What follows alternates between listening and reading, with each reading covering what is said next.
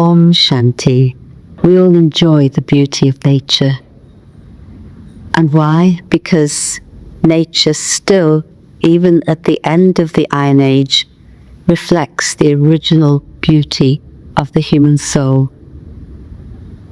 And yet, we have exploited nature, as we know, but still nature serves us with her abundance. But now things are changing, and in many instances, nature is not able to serve us because of the nature of our relationship with nature.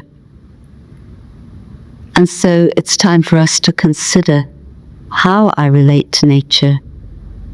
Do I relate to nature, every living being, every element? Do I live and work and move with respect, with care, with love? As I begin to restore my relationship with nature, then nature can come back into balance and harmony. Because if you think about life in the Golden Age, there's complete harmony between every living being and all the elements. And so as we set right our relationship with nature, we're actually creating the sanskaras for the future, and we're enabling that transformation to take place. Brahma Baba himself had great respect for animals, for nature, and I remember a very sweet story that Daddy Janki would tell. And she was in the garden with Baba, and there were some crumbs of toli on the floor, and she went to sweep them up, and Baba said, no, don't sweep them up, my children are coming. She thought, which children? And of course it was the sparrows who were coming to eat the toli. And Daddy herself, Daddy respected everything that she had. She never wasted anything and never allowed us to waste anything. In the very early days, she used to cook Brahma Bhojan for us, and we used to sit together and have Brahma Bhojan.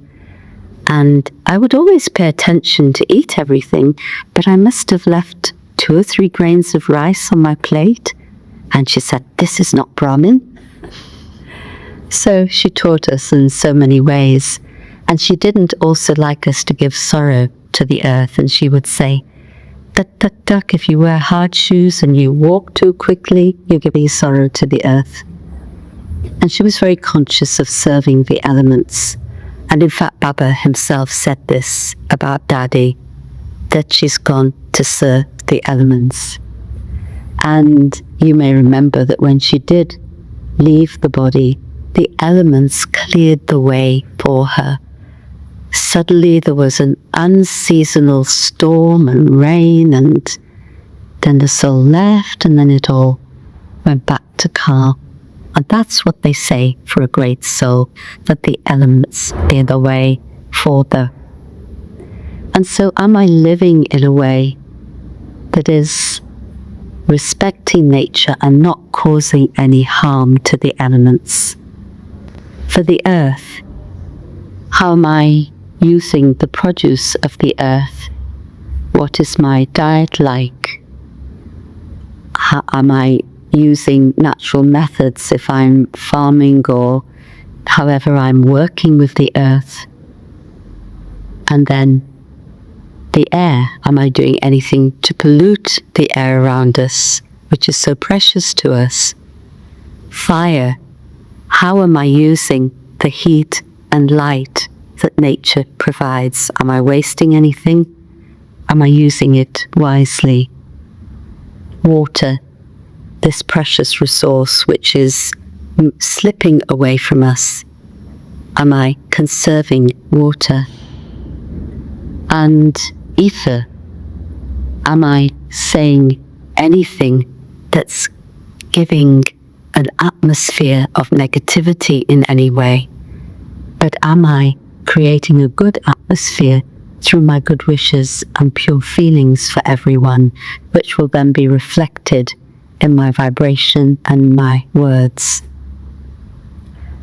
And so when we look at all these things, we see the ways in which we can restore our relationship with nature and restore harmony and balance on our planet. And as we are with Baba, as we take the Sakash that Baba gives us, as we accumulate yoga power, it becomes easier and easier to live in this way. And those vibrations reach every living being and reach the elements.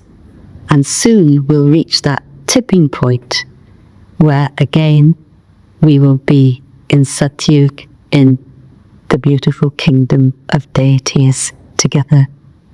Om Shanti.